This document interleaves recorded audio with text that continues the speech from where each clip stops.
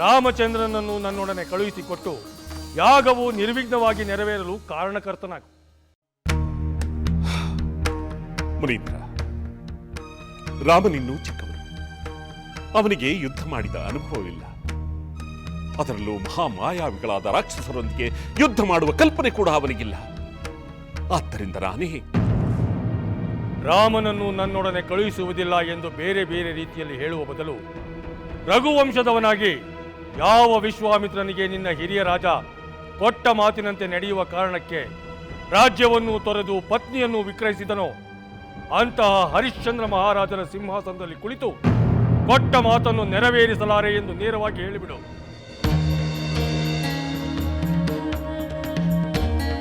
ದಶರಥ, ನಿನಗೆ ಸ್ವಲ್ಪ ಸಮಯಾವಕಾಶವನ್ನು ಕೊಡುತ್ತಿದ್ದೇನೆ. ಅಷ್ಟರಲ್ಲಿ ಒಂದು ತೀರ್ಮಾನಕ್ಕೆ ಬರುವುದು ಒಳ್ಳೆಯದು. ನಾನು ಸರಿಯೂ ನದಿ ದಂಡೆಯಲ್ಲಿ ಅರ್ಘ್ಯವನ್ನು ಬಿಟ್ಟು ಬರುತ್ತೇನೆ.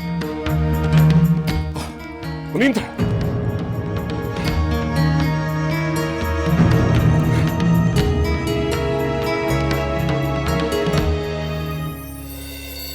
ಆದಿತ್ಯ ಸವಿತಾ ಸೂರ್ಯ ಖಗಃ ಪುಷಾ ಗಭಸ್ತಿಮಾನ್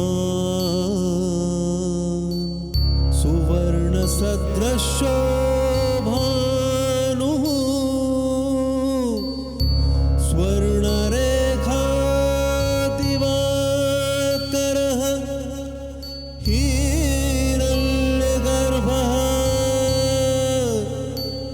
ಶಿಶಿರಸ್ತಪನೋ ಭಾಸ್ಕರೋ ರವಿಃ ಅಗ್ನಿಗರ್ಭೋದಿತೇಃ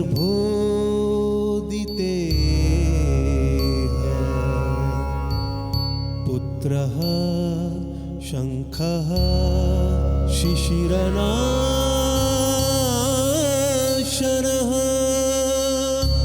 ಹರಿತಶ್ವಃ.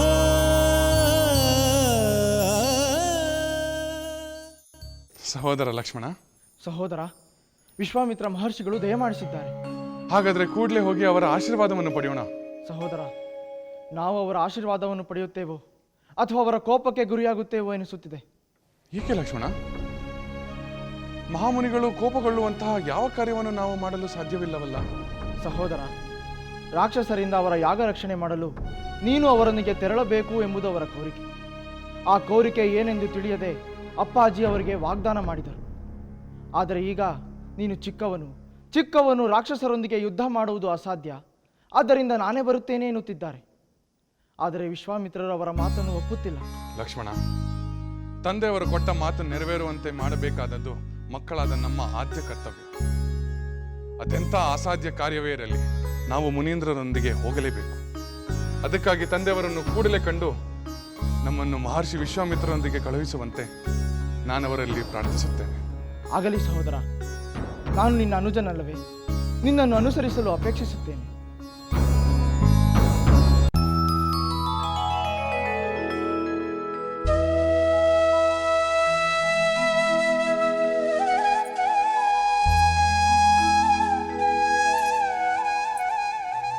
ಗಿಣಿ ಜೋಡಿಯೇ, ನಿಮಗೆ ಈ ಹಣ್ಣು ಇಷ್ಟವಾಯಿತೆ? ಇಷ್ಟವಾಗಿದೆ ರಾಜಕುಮಾರಿ. ನೀವು ಮನುಷ್ಯರಿಗಿಂತ ಹೆಚ್ಚಿನ ನೀತಿ ನಿಯಮಗಳನ್ನು ಪಾಲಿಸುವಿರಿ. ನಿಮ್ಮನ್ನು ನಾವು ಪಂಜರದಲ್ಲಿ ಇಡದೇ ಇದ್ದರೂ ಹಾರಿ ಹೋಗುವ ಪ್ರಯತ್ನವೂ ಮಾಡಲಿಲ್ಲ.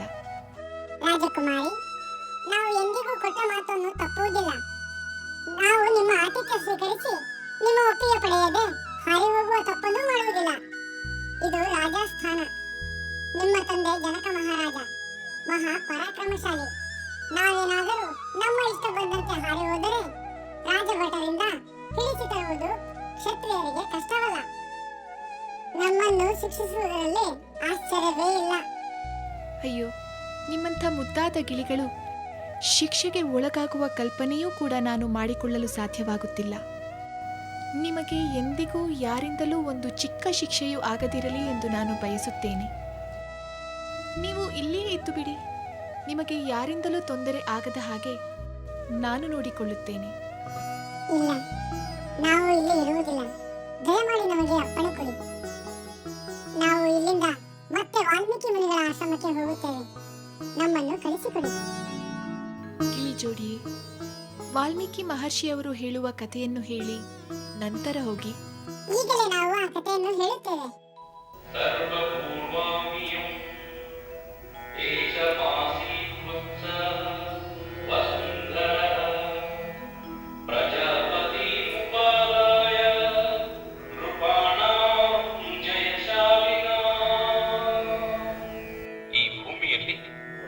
ಪ್ರಜಾಪತಿಯಿಂದ ಪ್ರಾರಂಭವಾದ ಕೋಸಲ ದೇಶದ ಇಕ್ಷ್ವಾಕು ವಂಶದಲ್ಲಿ ಅಜನ ಸುತನಾದ ದಶರಥನೆಂಬ ಮಹಾಮಹಿಮನು ಆಳುತ್ತಿದ್ದನು.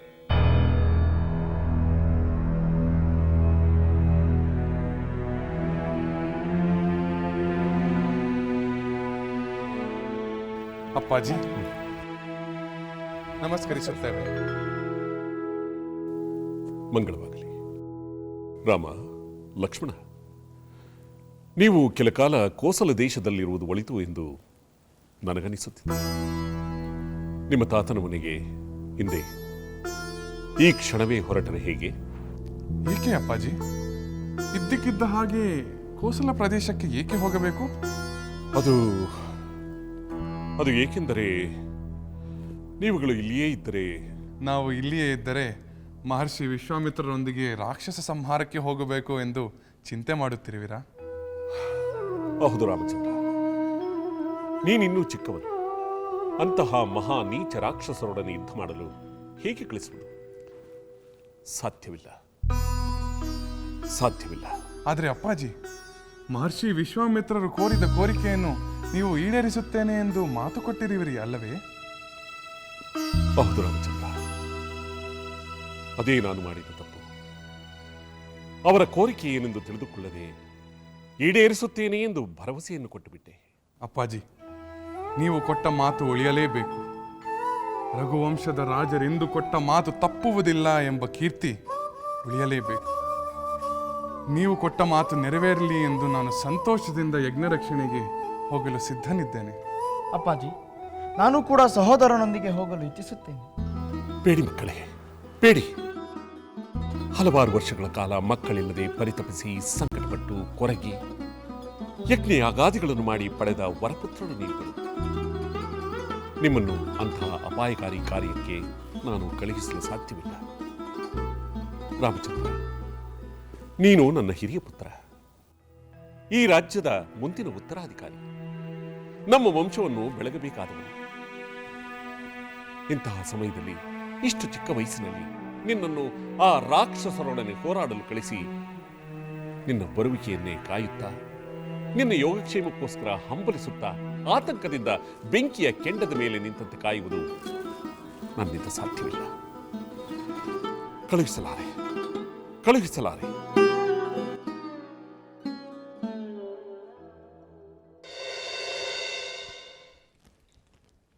ಬ್ರಹ್ಮರ್ಷಿ ವಸಿಷ್ಠರಿಗೆ ಪ್ರಣಾಮಗಳು. ರಾಮ, ಲಕ್ಷ್ಮಣ, ದೀರ್ಘಾಯುಷ್ಮಾನ್ ಭವ. ಪೂರ್ಣ ಚಂದ್ರನಂತೆ ಕಂಗೊಳಿಸಬೇಕಾದ ನಿಮ್ಮ ಮುಖಾರವಿಂದವು ಚಿಂತೆಯಿಂದ ಕೂಡಿದೆ. ಮಹರ್ಷಿಗಳೇ, ಮಹಾತಪಸ್ವಿಗಳಾದ ವಿಶ್ವಾಮಿತ್ರ ಮುನಿಗಳು ನಮ್ಮ ಅರಮನೆಗೆ ಆಗಮಿಸಿ ನನ್ನನ್ನು ಯಜ್ಞ ರಕ್ಷಣೆಗೆ ಕರೆದೊಯ್ಯಲು ಅಪೇಕ್ಷೆ ಪಟ್ಟಿದ್ದಾರಂತೆ. ಆದರೆ ನಾನು ಚಿಕ್ಕವನೆಂದು ತಂದೆಯವರು ನನ್ನನ್ನು ಕಳುಹಿಸಲು ಇಷ್ಟವಿಲ್ಲವಂತೆ. ಆದರೆ ತಂದೆಯವರ ಮಾತನ್ನು ನಾನು ಪರಿಪಾಲಿಸಬೇಕು, ಯಜ್ಞ ರಕ್ಷಣೆಯೂ ಆಗಬೇಕು. ಅದೇ ನನ್ನ ಆಸೆ. ಅದಕ್ಕೆ ನಾನು ಮುನಿಗಳೊಂದಿಗೆ ಹೋಗಲು ಸಿದ್ಧನಿದ್ದೇನೆ. ಗುರುಗಳೇ, ನಾನೂ ಹೋಗಲು ಸಿದ್ಧನಿದ್ದೇನೆ. ರಾಮಚಂದ್ರ, ಮುಂದೆ ಪಿತೃವಾಕ್ಯ ಪರಿಪಾಲಕನೆಂದು ಪ್ರಖ್ಯಾತ ಹೊಂದುವ ನಿನ್ನಿಂದ ಪಿತೃವೇ ಕೊಟ್ಟ ವಾಕ್ಯವನ್ನು ಪರಿಪಾಲಿಸಲು ಇಚ್ಛಿಸುತ್ತಿರುವುದು ನನಗೆ ಆನಂದವನ್ನು ನೀಡಿದೆ. ನಾನು ನಿನ್ನ ತಂದೆಯೊಡನೆ ಮಾತನಾಡುತ್ತೇನೆ, ನಿನ್ನ ಇಚ್ಛೆ ಪೂರೈಸುವಂತೆ ಮಾಡುತ್ತೇನೆ. ಧನ್ಯೋಸ್ಮಿ. ವಿಜಯೀ ಭವ.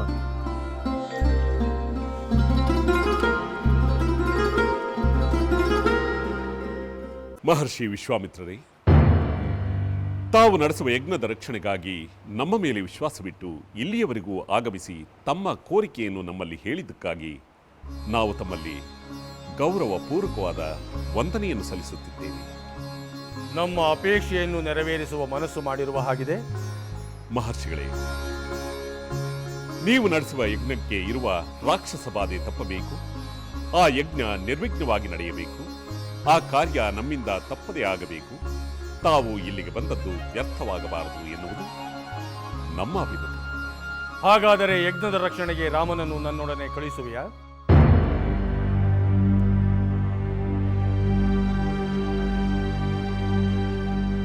ತಮ್ಮಲ್ಲಿ ಕೈ ಮುಗಿದು ಅತ್ಯಂತ ವಿನಯದಿಂದ ಕೇಳಿಕೊಳ್ಳುತ್ತಿದ್ದೇನೆ. ತಮ್ಮ ಯಜ್ಞದ ರಕ್ಷಣೆ ಖಂಡಿತ ಆಗುತ್ತದೆ. ಆದರೆ ಮಹರ್ಷಿಗಳೇ, ನನ್ನ ರಾಮ ಇನ್ನೂ 16 ವರ್ಷಗಳೂ ತುಂಬದ ಬಾಲಕ.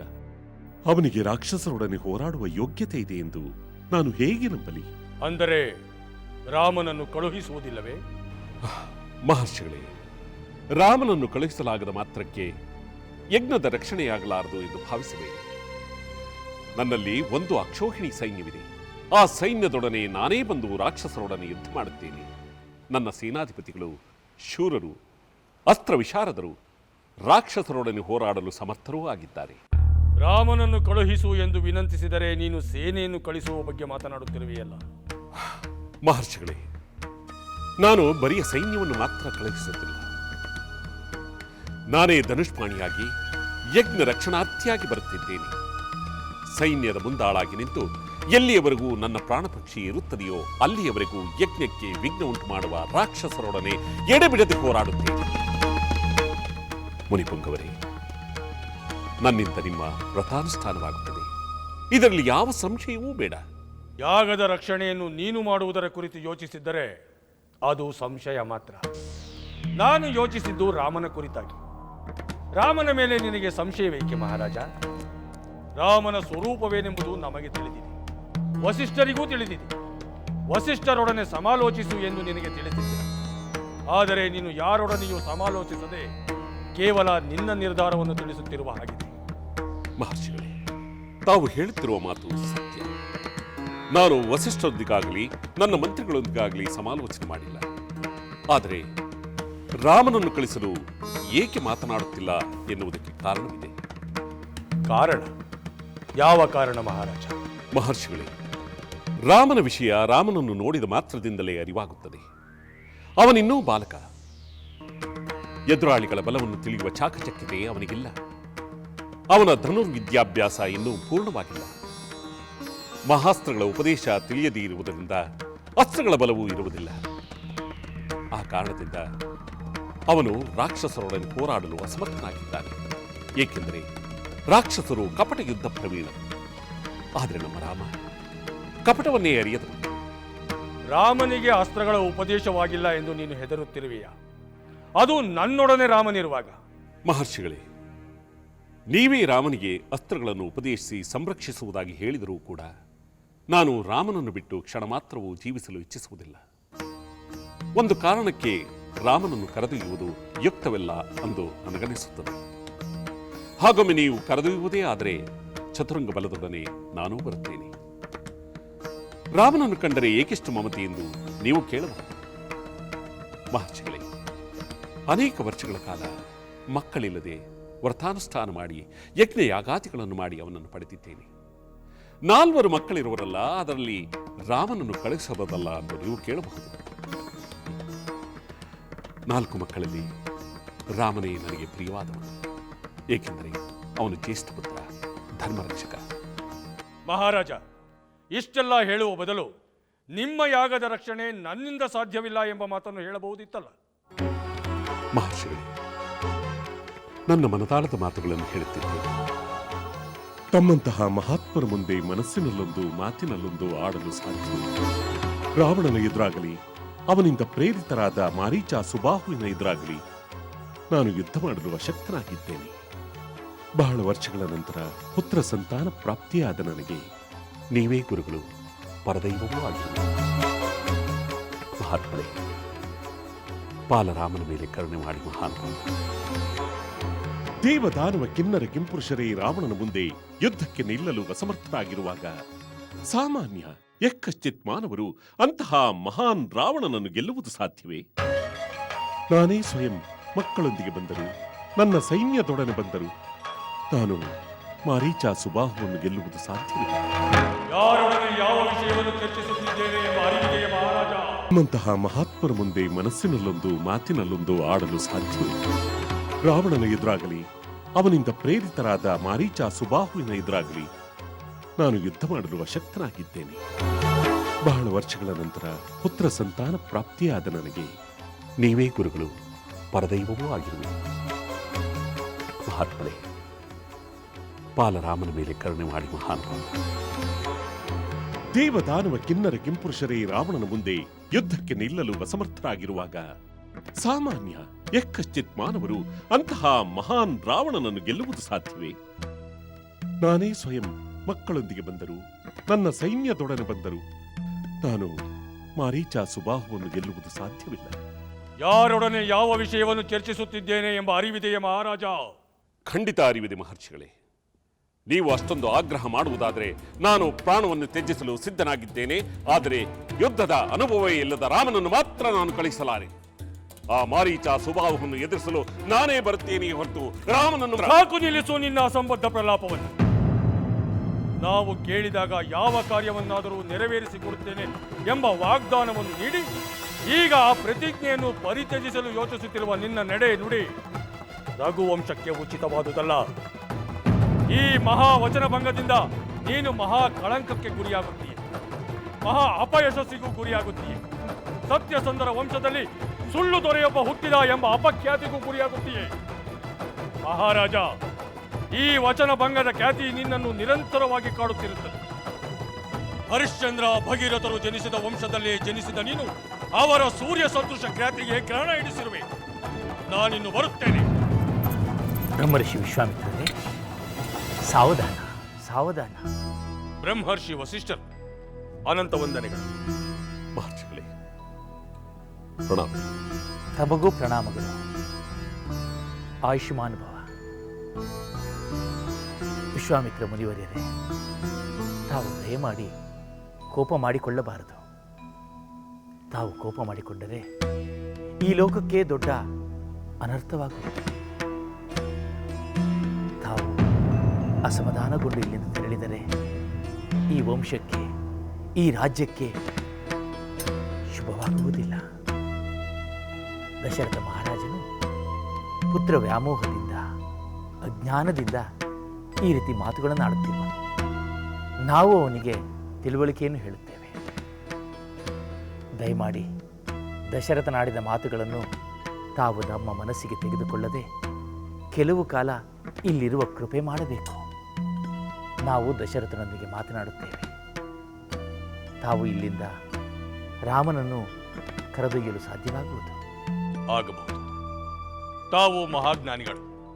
ತಮ್ಮ ಮಾತನ್ನ ಈ ವಿಶ್ವಾಮಿತ್ರ ನಿರಾಕರಿಸುವುದಿಲ್ಲ. ನಾವು ಕೆಲವು ಕಾಲ ಕಾಯಲು ಸಿದ್ಧರಿದ್ದೇವೆ. ಬರುತ್ತೇವೆ.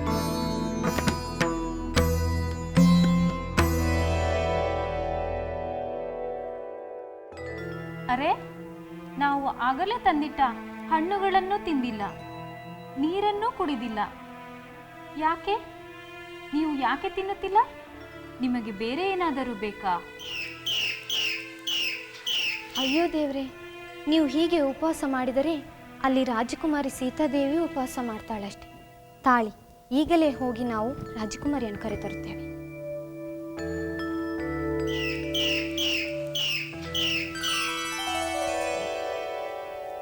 ರಾಜಕುಮಾರಿ,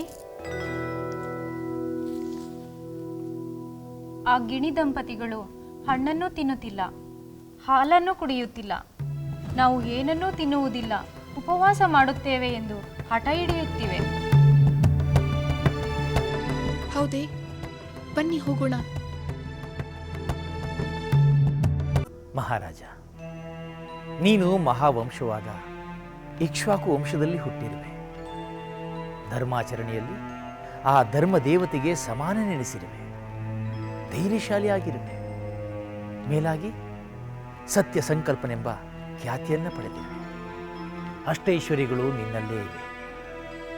ಆದರೆ ಇಂದು ನೀನು ಪ್ರತಿಜ್ಞಾ ವಚನ ಭಂಗವೆಂಬ ಅಧರ್ಮ ಕಾರ್ಯವನ್ನು ಮಾಡಲು ಹೊರಟಿರುವೆ. ಯಾವುದೇ ಕ್ಷಣದಲ್ಲೂ ಅಂಥ ಅಪಚಾರವನ್ನು ಮಾಡಬೇಡ. ಮೂರು ಲೋಕಗಳಲ್ಲೂ ರಘುಕುಲಾತ್ಮಜ ದಶರಥ ಧರ್ಮಾತ್ಮನೆಂಬ ಖ್ಯಾತಿ ಇದೆ. ಸತ್ಯವಾಕ್ಯ ಪರಿಪಾಲಕನೆಂಬಂತೆ ಧರ್ಮವನ್ನು ಪಾಲಿಸು. ಕೊಟ್ಟ ಮಾತನ್ನು ತಪ್ಪಿ ಅಧರ್ಮದ ಭಾರವನ್ನು ಹೊರಬೇಡ. ಮುನಿಶ್ರೇಷ್ಠ, ಗುರುವರ್ಯ, ಮಹರ್ಷಿ ವಿಶ್ವಾಮಿತ್ರರು ರಾಮನನ್ನು ರಾಕ್ಷಸರೊಡನೆ ಹೋರಾಡಲು ಕಳುಹಿಸು ಎಂದು ಕೇಳಿಕೊಳ್ಳುತ್ತಾರೆ ಎಂಬುದನ್ನು ನನ್ನಿಂದ ಊಹಿಸಲು ಸಾಧ್ಯವಾಗಲಿಲ್ಲ. ಏಕೆಂದರೆ ರಾಮನಿನ್ನೂ ಬಾಲಕ. ಒಬ್ಬ ಬಾಲಕನನ್ನು ರಾಕ್ಷಸರೊಡನೆ ಹೋರಾಡಲು ಯಾರಾದರೂ ಕರೆಯುತ್ತಾರೆ ಎಂಬುದನ್ನು ಕಲ್ಪಿಸಿಕೊಳ್ಳುವುದು ಅಸಾಧ್ಯ. ರಾಮನ ವಿನಃ ಅವರು ಬೇರೇನೇ ಅಪೇಕ್ಷೆ ಪಟ್ಟಿದ್ದರೂ ಕೂಡ ಅವರ ಅಪೇಕ್ಷೆಗಳನ್ನು ನೆರವೇರಿಸಲು ನಾನು ಸಿದ್ಧನಿದ್ದೆ, ಈಗಲೂ ಸಿದ್ಧನಾಗಿದ್ದೇನೆ. ನಾನೇ ರಾಕ್ಷಸರೊಡನೆ ಹೋರಾಡಲು ಸೈನ್ಯ ಸಮೇತ ಬರುತ್ತೇನೆ ಎಂದು ಕೇಳಿಕೊಂಡೆ. ಏಕೋ ಮಹರ್ಷಿ ವಿಶ್ವಾಮಿತ್ರರು ನನ್ನ ಮಾತನ್ನು ಲೆಕ್ಕಿಸಲೇ ಇಲ್ಲ.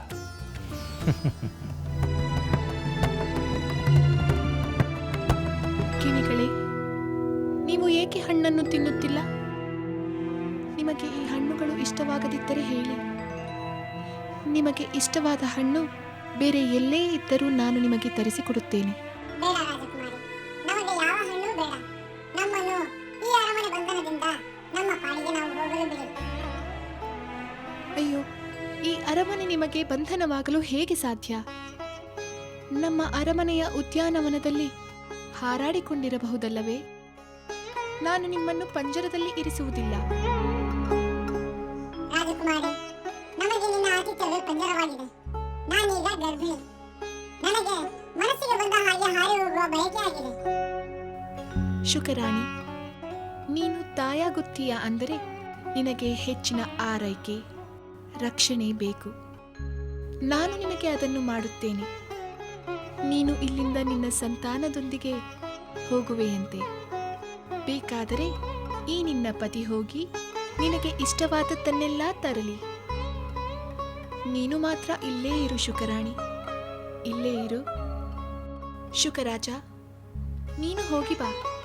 ನಿನ್ನ ಸತಿಗೆ ಇಷ್ಟವಾದ್ದನ್ನೆಲ್ಲ ತೆಗೆದುಕೊಂಡು ಬಾ. ಮಹಾರಾಜ, ಮಹರ್ಷಿ ವಿಶ್ವಾಮಿತ್ರರು ಇದನ್ನು ಕೇಳಿದ್ದರೆ ನಾನು ನೀಡುತ್ತಿದ್ದೆ. ಅವರು ಇಂತಹದನ್ನು ಅಪೇಕ್ಷೆ ಪಟ್ಟಿದ್ದರೆ ನಾನು ಅದನ್ನು ಅವರಿಗೆ ಸಮರ್ಪಿಸುತ್ತಿದ್ದೆ ಎಂದು ನೀನು ಹೇಳುವುದು ಅರ್ಥವಿಲ್ಲದ ಮಾತು. ತಾವು ಏನು ಕೇಳಿದರೂ ಅದನ್ನು ನಾನು ನೆರವೇರಿಸಿಕೊಡುತ್ತೇನೆ ಎಂದು ಮಹರ್ಷಿಗಳಿಗೆ ಪ್ರತಿಜ್ಞಾ ವಚನವನ್ನು ನೀಡಿರುವೆನು. ಪ್ರತಿಜ್ಞಾ ವಚನವನ್ನು ಪಾಲಿಸದೇ ಇರುವುದು ಅಶ್ವಮೇಧ ಯಾಗಗಳನ್ನು, ಕೆರೆಕಟ್ಟೆ ಬಾವಿಗಳನ್ನು ಕಟ್ಟಿಸಿದ ಫಲವನ್ನು ನಾಶ ಮಾಡುತ್ತದೆ. ಅಂತಹ ಅನರ್ಥವನ್ನು ತಂದುಕೊಳ್ಳುವುದಕ್ಕಿಂತ ರಾಮನನ್ನು ಮಹರ್ಷಿ ವಿಶ್ವಾಮಿತ್ರರ ಜೊತೆ ಕಳಿಸುವುದೇ ಸೂಕ್ತ. ಬ್ರಹ್ಮರ್ಷಿಗಳೇ, ಅಸ್ತ್ರವಿದ್ಯೆಯನ್ನೇ ತಿಳಿಯದ ರಾಮನನ್ನು ನಾನು ಯಾವ ಧೈರ್ಯದ ಮೇಲೆ ರಾಕ್ಷಸರೊಡನೆ ಹೋರಾಡಲು ಕಳುಹಿಸಲಿ? ಮಹಾರಾಜ ದಶರಥ, ರಾಮನಿಗೆ ಅಸ್ತ್ರವಿದ್ಯೆ ತಿಳಿದಿರಲಿ ತಿಳಿಯದೇ ಇರಲಿ, ಕೌಶಿಕ ಪುತ್ರನಾದ ವಿಶ್ವಾಮಿತ್ರ ಮಹರ್ಷಿಯಿಂದ ರಕ್ಷಿಸಲ್ಪಡುವ ರಾಮನನ್ನು ಯಾವ ರಾಕ್ಷಸರು ಮುಟ್ಟಲಾರರು. ಸುತ್ತಲೂ ಅಗ್ನಿಚಕ್ರ ಉರಿಯುತ್ತಿರಲು ಮಧ್ಯದಲ್ಲಿರುವ ಅಮೃತವನ್ನು ಯಾರೂ ಮುಟ್ಟಲು ಹೇಗೆ ಸಾಧ್ಯವಿಲ್ಲವೋ ಹಾಗೆ ವಿಶ್ವಾಮಿತ್ರರ ನಡುವೆ ಇರೋ ರಾಮನನ್ನು ಯಾವ ರಾಕ್ಷಸರು ಏನೂ ಮಾಡಲಾರರು. ದಶರಥ, ವಿಶ್ವಾಮಿತ್ರರನ್ನು ಒಬ್ಬ ಸಾಮಾನ್ಯ ತಪಸ್ವಿ ಎಂದು ನೀನು ತಿಳಿಯಬೇಡ. ಅವರು ಸಶರೀರಿಯಾದ ಧರ್ಮ ದೇವತೆ ಎಂದು ತಿಳಿ. ಮಹರ್ಷಿ ವಿಶ್ವಾಮಿತ್ರರು ವಿದ್ಯೆಯಲ್ಲೂ ಅಧಿಕ, ಬಲದಲ್ಲೂ ಅಧಿಕ. ಅವರು ನಾನಾ ವಿಧವಾದ ಅಸ್ತ್ರಶಸ್ತ್ರಗಳನ್ನು ಬಲ್ಲವರು. ಮಹರ್ಷಿ ವಿಶ್ವಾಮಿತ್ರರ ಮಹಿಮೆಯನ್ನು ಬಹುಶಃ ನಾವು ತಿಳಿದಷ್ಟು ಬೇರೆ ಯಾರೂ ತಿಳಿದಿರಲಾರರು. ಯಕ್ಷ, ಕಿನ್ನರ, ಕಿಂಪುರುಷ, ಗಂಧರ್ವರು ಕೂಡ ತಿಳಿದಿಲ್ಲ. ದೇವತೆಗಳಾಗಲಿ, ದೇವದಾನವ ಗಂಧರ್ವರಾಗಲಿ, ಯಕ್ಷ, ಕಿನ್ನರ, ಕಿಂಪುರುಷರಾಗಲಿ ಮಹರ್ಷಿ ವಿಶ್ವಾಮಿತ್ರರಷ್ಟು ಅಸ್ತ್ರಶಸ್ತ್ರ ವಿದ್ಯೆಗಳನ್ನು ತಿಳಿದಿಲ್ಲ. ಏಕೆಂದರೆ ಮಹರ್ಷಿ ವಿಶ್ವಾಮಿತ್ರನಿಗೆ ಸ್ವತಃ ಪರಮೇಶ್ವರನೇ ಅಸ್ತ್ರವಿದ್ಯೆಯನ್ನು ಅನುಗ್ರಹಿಸಿದ್ದಾನೆ.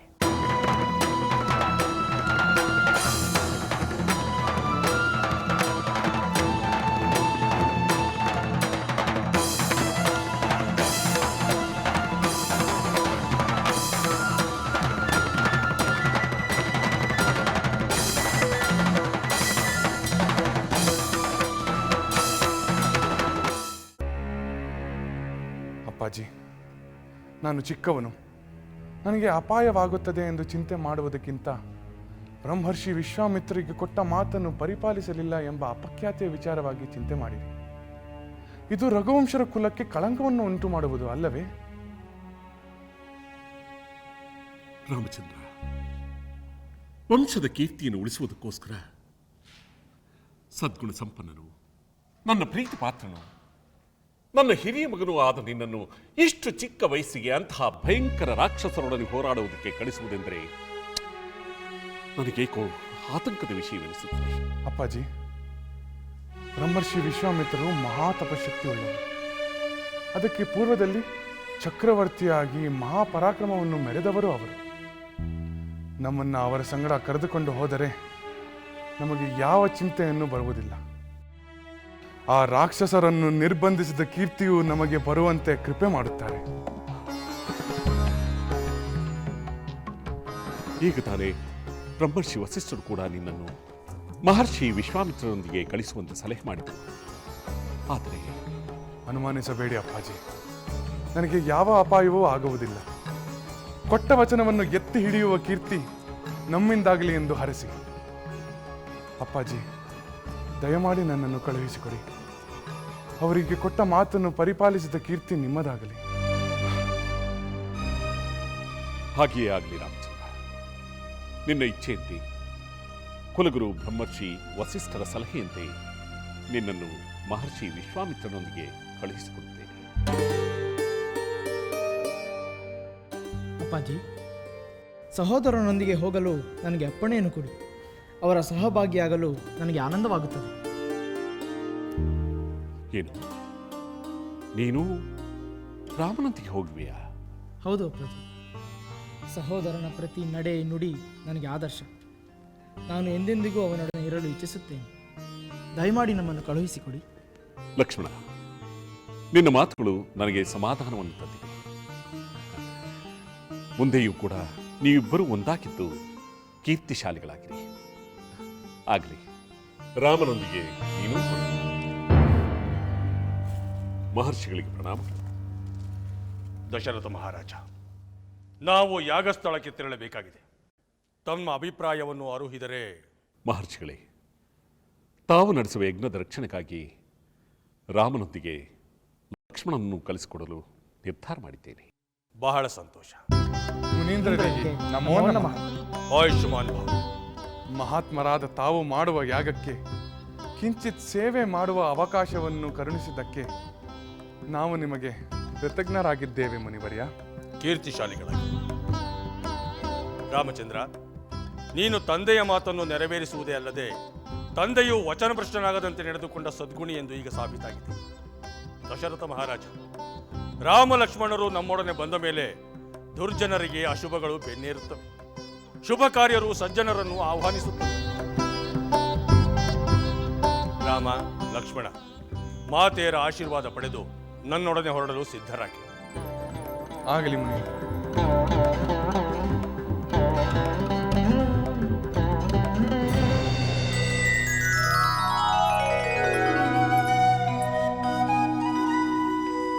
ಗಿಣಿರಾಣಿ, ತೆಗೆದುಕೋ.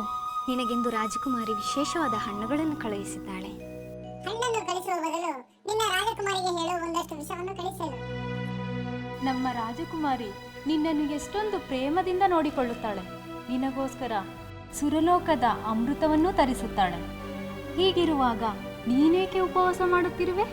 ಹೌದು, ನನಗೆ ಒಂಟಿಯಾಗಿ ಪತಿಯಿಂದ ದೂರ ಇರುವುದಕ್ಕಿಂತ ಸಾಯುವುದೇ ಮೇಲು. ಈ ಮಾತನ್ನು ನಿನ್ನ ರಾಜಕುಮಾರಿಗೆ ಹೇಳು. ನಾನು ಯಾವ ಹಣ್ಣನ್ನು ತಿನ್ನುವುದಿಲ್ಲ, ಬದುಕುವುದೂ ಇಲ್ಲ. ಸರಿ ಸರಿ, ನೀನು ನಮ್ಮ ಮಾತು ಕೇಳುವುದಿಲ್ಲ. ನಾವು ರಾಜಕುಮಾರಿ ಸೀತೆಯನ್ನೇ ಕರೆತರುತ್ತೇವೆ.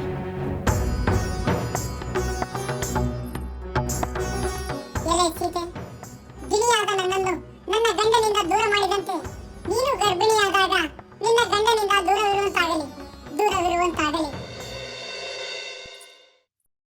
ರಾಮಚಂದ್ರ, ನಿಮ್ಮ ತಂದೆಗೆ ಆಗುತ್ತಿರುವ ಆತಂಕವೇ ನನಗೂ ಆಗುತ್ತಿದೆ. ಆ ರಾಕ್ಷಸರ ಸಂಹಾರಕ್ಕಾಗಿ ಕಳಿಸಲು ಕಷ್ಟ ಆಗುತ್ತಿದೆ. ಅಮ್ಮ, ನಮ್ಮ ಪರಾಕ್ರಮವನ್ನು ಪ್ರದರ್ಶಿಸಲು ವಿಶ್ವಾಮಿತ್ರರೇ ನಮಗೆ ಈ ಅವಕಾಶವನ್ನು ಒದಗಿಸಿಕೊಟ್ಟಿದ್ದಾರೆ. ನಮಗೆ ಯಾವ ಅಪಾಯವೂ ಆಗುವುದಿಲ್ಲ, ನಮಗೆ ಉಪಕಾರವೇ ಆಗುತ್ತದೆ. ರಾಮಚಂದ್ರ, ನೀನಿನ್ನು ಚಿಕ್ಕವನು, ಹಲವಾರು ಯುದ್ಧಗಳನ್ನು ಆಡಿಕೊಂಡವನಲ್ಲ. ಇನ್ನು ಲಕ್ಷ್ಮಣ ನಿನಗಿಂತ ಚಿಕ್ಕವನು. ನೀವಿಬ್ಬರು ಇಂಥ ಸಾಹಸ ಮಾಡಲೇಬೇಕಿತ್ತೆ. ಅಮ್ಮ, ಚಿಕ್ಕ ವಯಸ್ಸಿನಲ್ಲಿಯೇ ದೊಡ್ಡ ಸಾಹಸಗಳನ್ನು ಮಾಡಿದರೆ ಮಾತ್ರ ನಾವು ಕೀರ್ತಿಶಾಲಿಗಳಾಗುತ್ತೆ. ನೀವು ಕೀರ್ತಿಶಾಲಿಗಳಾಗಿ ಬರುವುದು ಸಂತೋಷ ತರುವಂಥ ವಿಚಾರವೇ. ಆದರೂ ಮೊದಲ ಬಾರಿಗೆ ಆ ರಾಕ್ಷಸರ ವಿರುದ್ಧ ಯುದ್ಧ ಮಾಡುವುದು ನಮಗೆ ಯಾಕೋ ಆತಂಕ ಉಂಟಾಗುತ್ತಿದೆ. ಕೌಸಲ್ಯ, ಸುಮಿತ್ರ, ಈ ಆತಂಕಗಳಿಗೆಲ್ಲ ನಮ್ಮ ಕುಲಗುರುಗಳಾದ ವಸಿಷ್ಠ ಮಹಾಮುನಿಗಳಿಂದ ಸೂಕ್ತ ಸಮಾಧಾನ ತೋರಿಸಿದೆ. ಇನ್ನು ಈ ವಿಷಯಗಳ ಬಗ್ಗೆ ಆತಂಕ ಪಡುವುದರಲ್ಲಿ ಅರ್ಥವಿಲ್ಲ. ಹೌದಮ್ಮ, ಈಗಷ್ಟೇ ತಂದೆಯವರು ತಮ್ಮ ಆತಂಕವನ್ನು ಕಳೆದುಕೊಂಡು ನಮಗೆ ಆಶೀರ್ವದಿಸಿದ್ದಾರೆ. ಇದನ್ನು ತಾವು ಅನುಸರಿಸಿ ನಮಗೆ ಆಶೀರ್ವದಿಸಿ ನಮ್ಮನ್ನು ಕಳುಹಿಸಿಕೊಡಿ. ನಮಗೆ ಶುಭ ಉಂಟಾಗುತ್ತದೆ ಎಂದು ಮುನೀಂದ್ರರೇ ಹೇಳಿದ್ದಾರೆ. ಮಹರ್ಷಿಗಳು ಹೇಳಿದಂತೆ ಆಗಲಿ. ಹೋಗಿ ಬನ್ನಿ, ಜಯಶೀಲರಾಗಿ ಬನ್ನಿ. ಏನು ಸಹೋದರಿ, ಮಗನನ್ನು ದಿಗ್ವಿಜಯಕ್ಕೆ ಕಳುಹಿಸುತ್ತಿರುವಂತಿದೆ? ಹೌದು ಕೈಕೇಯಿ, ಮಹರ್ಷಿ ವಿಶ್ವಾಮಿತ್ರ ಯಾಗ ರಕ್ಷಣೆಗಾಗಿ ರಾಮಲಕ್ಷ್ಮಣರು ತೆರಳುತ್ತಿದ್ದಾರೆ. ಯಾಗ ರಕ್ಷಣೆಯಂತಹ ಮಹತ್ ಕಾರ್ಯಕ್ಕೆ ನನ್ನ ಮಗನನ್ನು ಕಳುಹಿಸಲು ನಾನು ಹೆಮ್ಮೆ ಪಡುತ್ತೇನೆ. ಮಹಾರಾಣಿ, ನಿಮ್ಮೊಂದಿಗೆ ಒಂದು ವಿಷಯ ಮಾತಾಡಬೇಕು. ಈ ಕಡೆ ಬನ್ನಿ.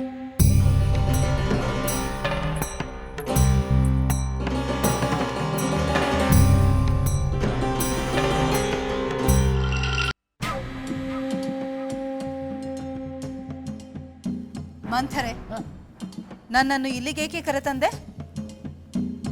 ಮಹಾರಾಣಿ, ಯಾವುದೇ ಕಾರಣಕ್ಕೂ ಭರತನನ್ನು ವಿಶ್ವಾಮಿತ್ರರ ಜೊತೆ ಕಳಿಸಿಕೊಡಲು ಒಪ್ಪಿಕೊಳ್ಳಬೇಡಿ.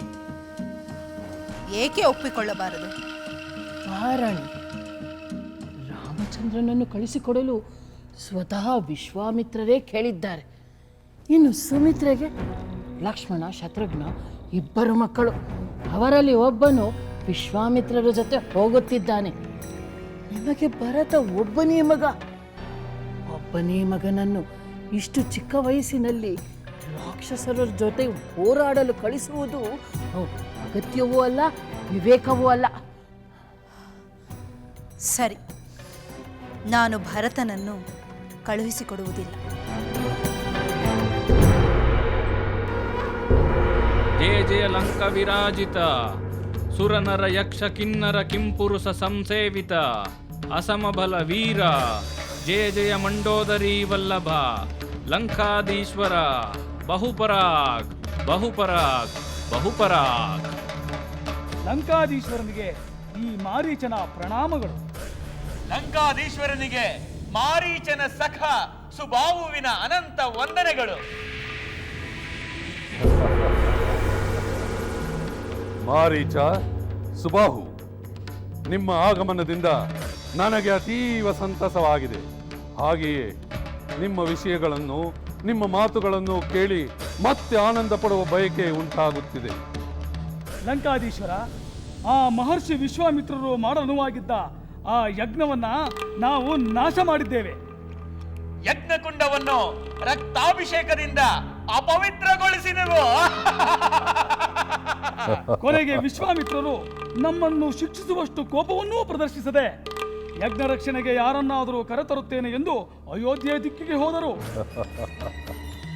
ಭಲೆ ಮಾರೀಚ, ಭಲೆ ಸುಬಾಹು, ನೀವು ವಿಶ್ವಾಮಿತ್ರನ ಯಜ್ಞವನ್ನು ನಾಶಪಡಿಸಿದರೂ ಆ ಮುನಿಯು ನಿಮಗೆ ಶಪಿಸಲಿಲ್ಲವೆಂದರೆ ನಿಮಗೆ ಬೆಂಬಲವಾಗಿರುವ ನನ್ನ ಭಯ ಆ ಕೌಶಿಕ ಮುನಿಯನ್ನು ಕಾಡಿರಬೇಕು. ಇದನ್ನು ನೋಡಿಯಾದರೂ ಸಾಧಾರಣ ಋಷಿಗಳು ದೇವತೆಗಳ ಪ್ರೀತಿಗಾಗಿ ಮಾಡುವ ಯಜ್ಞವನ್ನು ನಿಲ್ಲಿಸಲಿ. ಲೋಕಗಳೆಲ್ಲ ಕಾರ್ಯಗಳನ್ನು ನಡೆಸಲು ಸಕಲ ಜೀವರಾಶಿಗಳಿಗೆ ಭಗವಂತನ ಅನುಗ್ರಹ ಪಡೆದು ಸದ್ಗತಿಗಳ ಕಾಣಲು ಯಜ್ಞಗಳ ಮೂಲಕ ದೇವತೆಯರನ್ನು ವರಿಸಲು ಆ ಧರ್ಮಯಾಗವನ್ನು ನಿಲ್ಲಬೇಕು ಎನ್ನುವುದಾಗಲಿ ಅದನ್ನು ನಿಲ್ಲಿಸಬೇಕು ಎನ್ನುವುದಕ್ಕೆ ನೀನು ಕಾರಣವಾಗುವುದಾಗಲಿ ಶ್ರೇಯಸ್ಕರವೆಂದು ನಾನು ಭಾವಿಸುವುದಿಲ್ಲ. ವಿಭೀಷಣ, ನಾನು ನಿನ್ನ ಅಗ್ರಜ. ನಿನ್ನ ಅಣ್ಣನ ಅಭಿಲಾಷೆಗಳಲ್ಲಿ ಅಪಚಾರವನ್ನು ಹುಡುಕಿ ಅಬದ್ಧವನ್ನು ಮಾತನಾಡುವ ಈ ನಿನ್ನ ಕೆಟ್ಟ ಪ್ರವೃತ್ತಿಯನ್ನು ಮುಂದುವರೆಸಬೇಡ. ಹೌದು ಹೌದು, ಅಣ್ಣ ಹೇಳುವುದು ಸರಿ. ವಿಭೀಷಣ, ನೀನು ಅಣ್ಣನ ನಡೆನುಡಿಯನ್ನು ಬೆಂಬಲಿಸಬೇಕು. ಅದು ಸಾಧ್ಯವಾಗದಿದ್ದರೆ ಅದು ತಪ್ಪು ಎಂದು ಹೇಳುವ ನಿನ್ನ ಅಧಿಕ ಪ್ರಸಂಗಿತನವನ್ನು ಬಿಡಬೇಕು.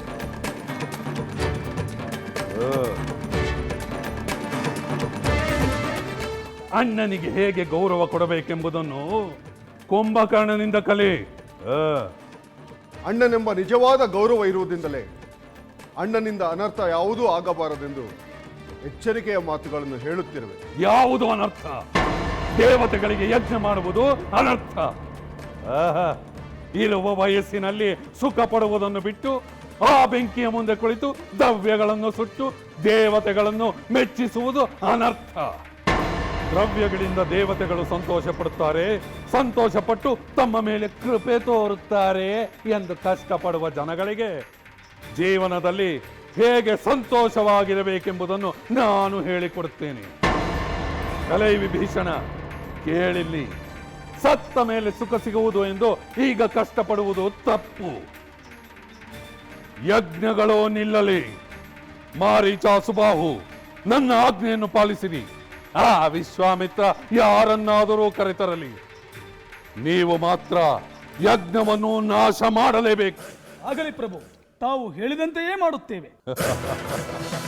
ಯಾರ ಬೆಂಬಲವೇ ಆ ವಿಶ್ವಾಮಿತ್ರನಿಗಿದ್ದರೂ ಆ ಯಜ್ಞವನ್ನು ತಡೆದೇ ತಡೆಯುತ್ತೇವೆ.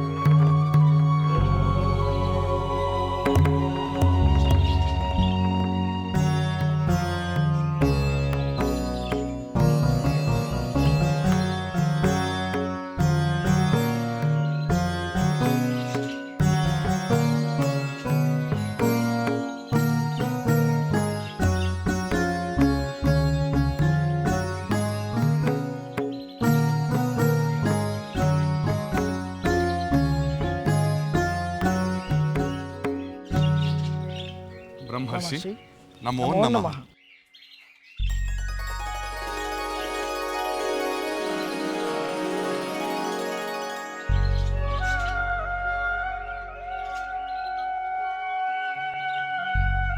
ನೀವು ನಮಗೆ ವಿದ್ಯೆಯೊಂದನ್ನು ಉಪದೇಶಿಸುತ್ತೇನೆ ಎಂದು ಹೇಳಿದಿರಿ. ಅದಕ್ಕೆ ನಾವು ಶುಚಿರ್ಭೂತರಾಗಿ ಬಂದಿದ್ದೇವೆ. ನೀವು ಮಂತ್ರದುಷ್ಟಾರರಾಗಿ ಲೋಕಕ್ಕೆ ನೀಡಿದ ಗಾಯತ್ರಿ ಮಂತ್ರದಿಂದ ನಮ್ಮ ಕುಲದೈವನಾದ ಸೂರ್ಯನನ್ನು ನಮಿಸಿದ್ದೇವೆ. ಒಳ್ಳೆಯದು. ಮಂತ್ರೋಪದೇಶಕ್ಕೆ ಬೇಕಾದ ದೇಹಶುದ್ಧಿ ಮನಃಶುದ್ಧಿಗಳಿಂದ ಪವಿತ್ರರಾಗಿದ್ದೀರಿ. ಇಂದು ನಾನು ನಿಮಗೆ ಅತಿಬಲ ಮಹಾಬಲ ವಿದ್ಯೆಗಳನ್ನು ಉಪದೇಶ ಮಾಡುತ್ತೇನೆ. ಅತಿಬಲ ಮಹಾಬಲ ವಿದ್ಯೆಯೇ? ಹೌದು. ಇಂದು ನಾನು ಉಪದೇಶಿಸುವ ಅತಿಬಲ ಮಹಾಬಲ ಮಂತ್ರಗಳ ಪುನಸ್ಮರಣೆಯಿಂದ ಮಾತ್ರವೇ ಅದು ನಿಮಗೆ ಸಿದ್ಧಿಸುತ್ತದೆ. ಅದರ ಫಲಗಳನ್ನು ವಿವರಿಸುತ್ತೇನೆ, ಕೇಳಿ. ನೀವು ಎಷ್ಟೇ ನಡೆದಾಡಿರಿ, ಎಷ್ಟೇ ಯುದ್ಧ ಮಾಡಿರಿ, ನಿಮಗೆ ಶ್ರಮವಾಗುವುದಿಲ್ಲ. ಜ್ವರವೇ ಮೊದಲಾದ ಉಪದ್ರವಗಳು ನಿಮ್ಮನ್ನು ಬಾಧಿಸುವುದಿಲ್ಲ. ಈ ವಿದ್ಯೆಯಿಂದ ಮನುಷ್ಯನು ಕಾಂತಿಹೀನನಾಗುವುದಿಲ್ಲ. ಮಲಗಿರಲಿ, ಅನ್ಯಮನಸ್ಕರಾಗಿರಲಿ, ರಾಕ್ಷಸರು ಅವರನ್ನು ಪರಾಭವಗೊಳಿಸುವುದು ಸಾಧ್ಯವಾಗುವುದಿಲ್ಲ. ಈ ವಿದ್ಯೆಯಿಂದ ಪಡೆದ ಬಾಹುಬಲ ಪ್ರಪಂಚದಲ್ಲಿ ಬೇರಾರಿಗೂ ಗೋಚರವಾಗುವುದಿಲ್ಲ. ರಾಮ, ನಾನು ನಿನಗೆ ಮಂತ್ರವನ್ನು ಉಪದೇಶಿಸುತ್ತೇನೆ. ಉತ್ತರಾಭಿಮುಖವಾಗಿ ಇಲ್ಲಿ ಕೂಡು. ನಾನು ಪೂರ್ವಾಭಿಮುಖವಾಗಿ ಇಲ್ಲಿಯೇ ಕೂಡುತ್ತೇನೆ. ಈಗ ನಾನು ನಿನಗೆ ರಹಸ್ಯ ಮಂತ್ರೋಪದೇಶಗಳನ್ನು ಉಪದೇಶಿಸುತ್ತೇನೆ. ನನ್ನಿಂದ ಉಪದೇಶ ಪಡೆದ ನಂತರ ನೀನು ಲಕ್ಷ್ಮಣನಿಗೆ ಉಪದೇಶಿಸು. ಆಗಲಿ ಗುರುಗಳೇ.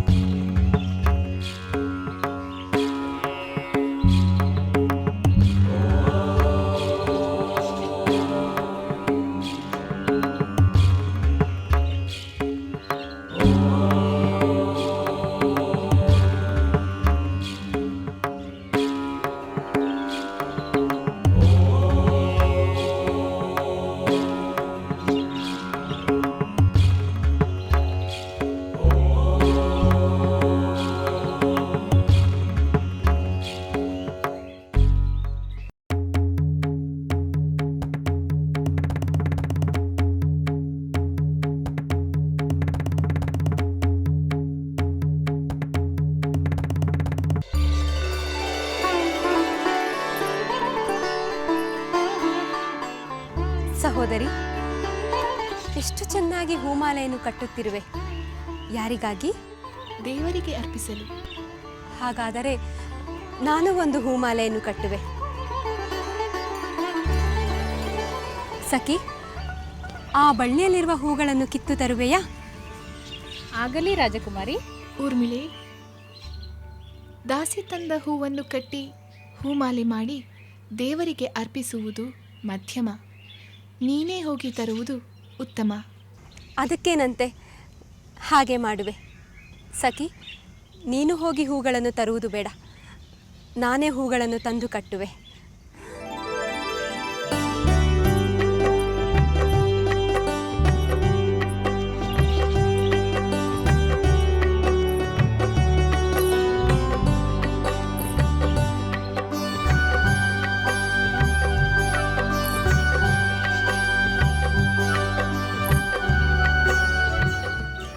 ಸಹೋದರಿ, ಈ ಹೂಗಳು ಎತ್ತರದಲ್ಲಿವೆ, ಕೈಗೆಟುಕುತ್ತಿಲ್ಲ. ಯೋಚಿಸಬೇಡ ಊರ್ಮಿಳೆ, ಇನ್ನೊಂದೆರಡು ಕ್ಷಣದಲ್ಲಿ ಆ ಹೂವೆಲ್ಲ ಬೀಳುವಂತೆ ಮಾಡುವೆ.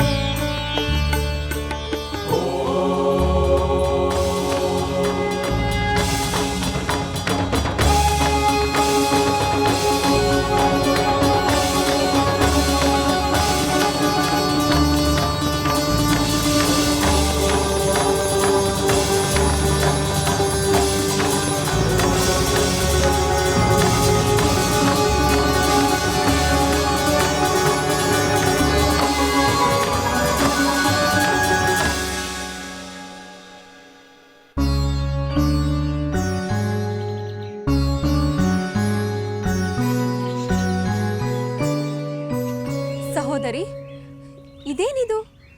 ಈ ಧನುರ್ಬಾಣವನ್ನು ಏಕೆ ತಂದೆ? ಸಹೋದರಿ, ಈ ಮರಕ್ಕೆ ಹಬ್ಬಿರುವ ಬಳ್ಳಿಗಳ ಹೂಗಳನ್ನು ನಿನಗೆ ಕೀಳಲಾಗುತ್ತಿಲ್ಲವಲ್ಲ, ಅದಕ್ಕೆ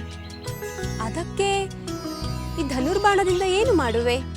ನಿನಗೆ ಈ ಹೂವುಗಳನ್ನು ಸಿಗುವಂತೆ ಮಾಡುತ್ತೇನೆ.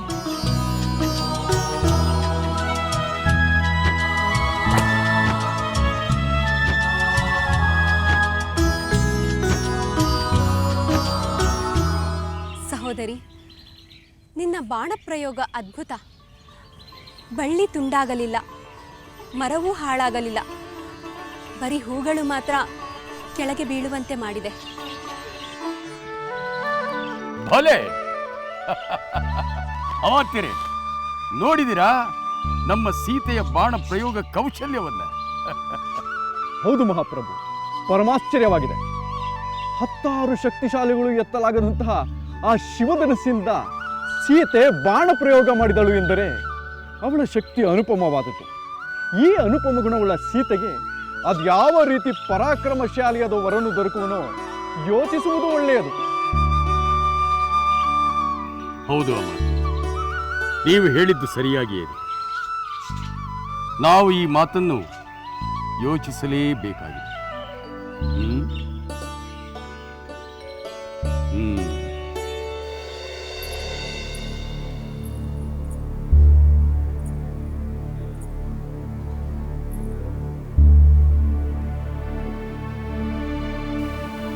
ಮಹಾಪ್ರಭು, ಆಗಿನಿಂದಲೂ ಏನನ್ನು ಯೋಚಿಸುತ್ತಿರುವಿರಿ? ದೇವಿ, ಇಂದು ನಾನು ಪರಮ ಅದ್ಭುತವೂ ಆಶ್ಚರ್ಯವೂ ಆದಂಥ ದೃಶ್ಯವನ್ನು ಕಂಡೆ. ಅದನ್ನೇ ಯೋಚಿಸುತ್ತಾ ಕುಳಿತು. ಹೌದೇ? ಅದೇನೆಂದು ನನಗೂ ಹೇಳುತ್ತೀರಾ? ಹೇಳಲೇಬೇಕು. ಇಂದು ನಮ್ಮ ರಾಜೋದ್ಯಾನದಲ್ಲಿ